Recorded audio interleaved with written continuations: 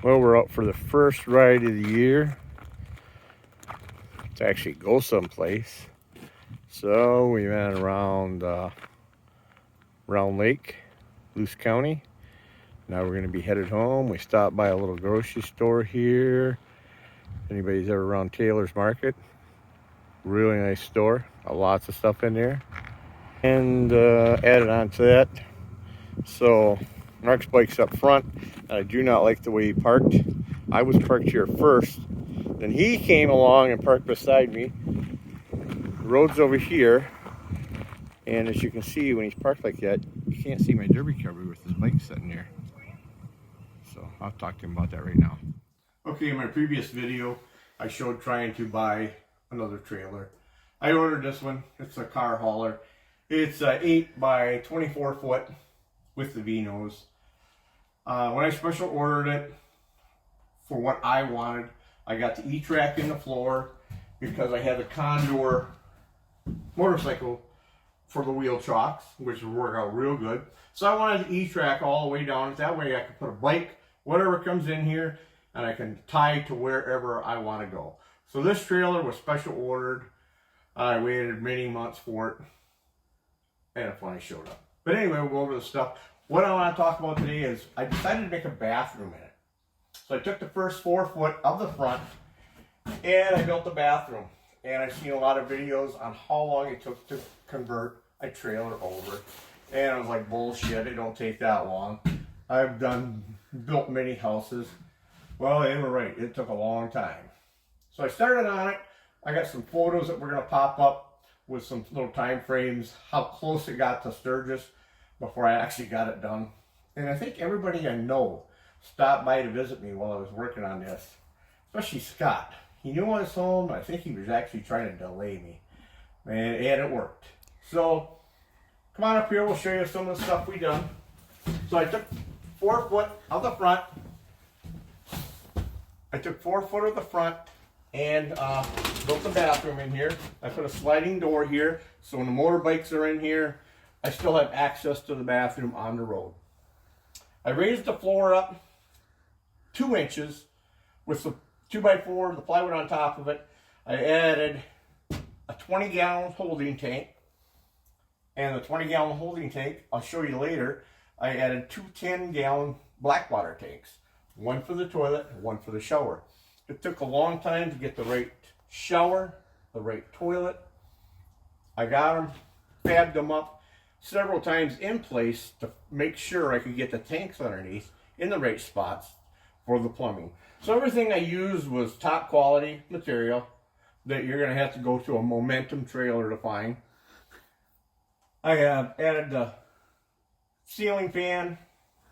I got the Dometic toilet, and the corner tub here I got from Home Depot. So like I said, once I got everything here, I mocked it up, figured out where the tanks could go underneath, and I started cutting holes. So I raised it up. You'll see in the videos what I had to do, the pictures, and it was just quite a process. But I can remove this whole bathroom in a day because everything is screwed in place. I didn't wreck the trailer. A couple holes in the floor. The hot water tank is a hot water on demand. The sink area, I was going to add the sink in there. It worked out. I had room out here. There's the whole plumbing is in this area here for the whole trailer. So everything is there, accessible. I can look at it. It worked out pretty good. I can also, as water temperatures, if I got it in a tank or I'm hooked up to live water, I can adjust this heat here before I get in the shower. Pretty simple. I ran the shower head in. Like I said, hot water on demand. We're really happy with it. We use the trailer more. We took the Sturgis 2 years ago. Last year we drove the bikes out. This year the trailer is going back to Sturgis with Carla. So we're going to take this trailer with the side-by-side motorbike and the Sturgis this year. It's going to be staying at the Buffalo Chip. This is the beginning of the toy hauler bathroom. So we'll see how it turns out. Maybe the end of the trailer or the beginning of some new uses.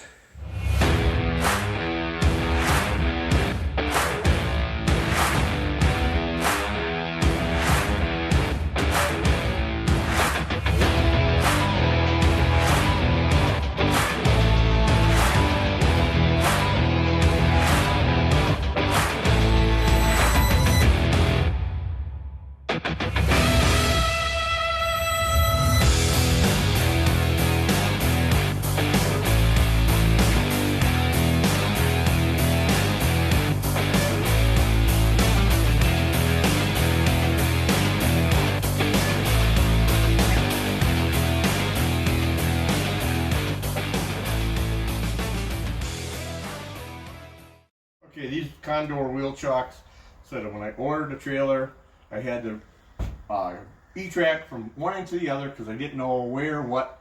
So it works out good. As you can see, I can put them wherever I want.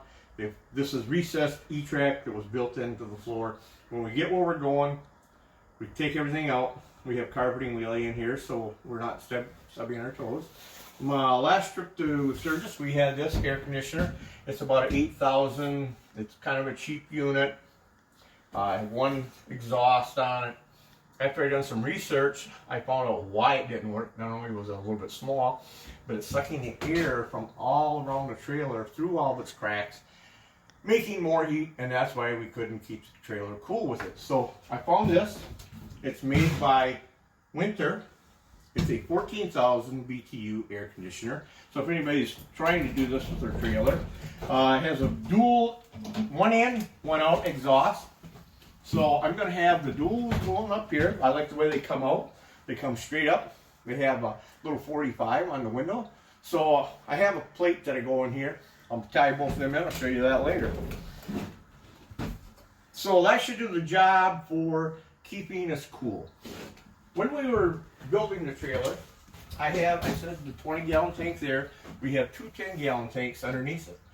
If anybody is doing this, there's a lot of videos out there on how to do it, and there's a lot of videos on people not knowing what they're doing.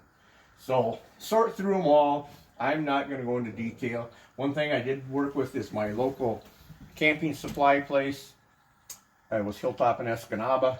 They helped me out 100%. I bought this, which I was just going to go straight into the tank, and then they told me, no, you got to have this. So this goes in your tank, your black tank, after you cut the hole. That way when the toilet's jiggling going down the road, it's not going to break your toilet, and it's not going to break the flange going in. Same thing with the shower. Same way it works. So there's lots of good videos out there on camper conversions, the good stuff. Using the proper vents. I used everything that I could find that was better. Said earlier, Domatic toilet. Shower I got from Home Depot. So we're going to go outside and take a look around. I'll show you the stuff I've done on the outside. And believe it or not, today I have to go get a haircut because my hair is starting to get a little bit out of control. Most generally it looks more like this, and it's a little scary at times. So I'm going to take a walk outside and show you what we got. Okay, this trailer I got up in Green Bay from Roll On Trailers. I was there the other day and we had a little miscommunication, as you've probably seen in the video before. So I got this one 5 years ago, custom ordered it. At that time, they were a ways out. Now they're like 30 weeks out. So first thing I had to do to this trailer, when I got it, was come underneath, jack it up, and I had to take the axles. They were on top of the springs, and I had to move them to underneath the springs. E-Trailer makes a great kit for this. It doesn't require a lot, but you got to pull the axles out basically to do it. That gives you the 3 inches more on these trailers that you're going to need for the plumbing. So this is where I done my plumbing coming out, just like a camper. I got the same drains. I got two 10-gallon tanks underneath there. Let's see if we can get one look at those. Here's two 10-gallon tanks.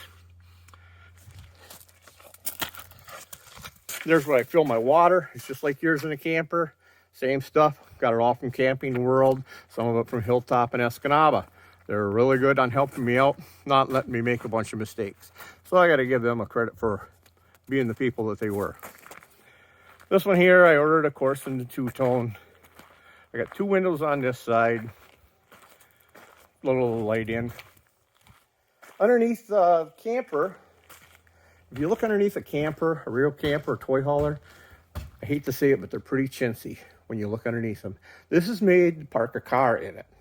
This is way built better than a camper. So I keep a car in here wintertime.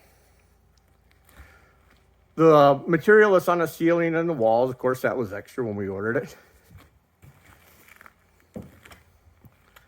And the camper sits a lot higher. And it's probably another foot higher than this right out of the get-go. And I'm by myself loading my bike in and out of there. So that could be a challenge. But also, I got the awning on it. I got one window on this side. And then we also added a window in the door. Regular camper door, it's got the screen on it.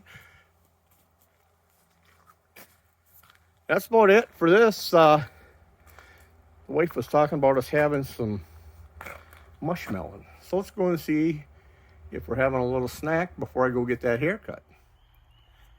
Okay, this mushmelon is awful soggy that we were going to eat. It's a cantaloupe. Okay, the wife calls it a cantaloupe. I've called them mushmelon all my life.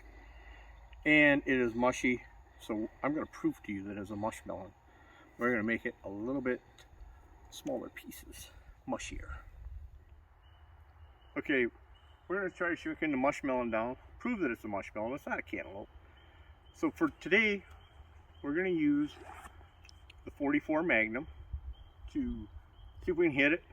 And about all I got for today, so a little bit of fun. My grandson will be happy with me. 44 Magnum to Mr. Mushmelon.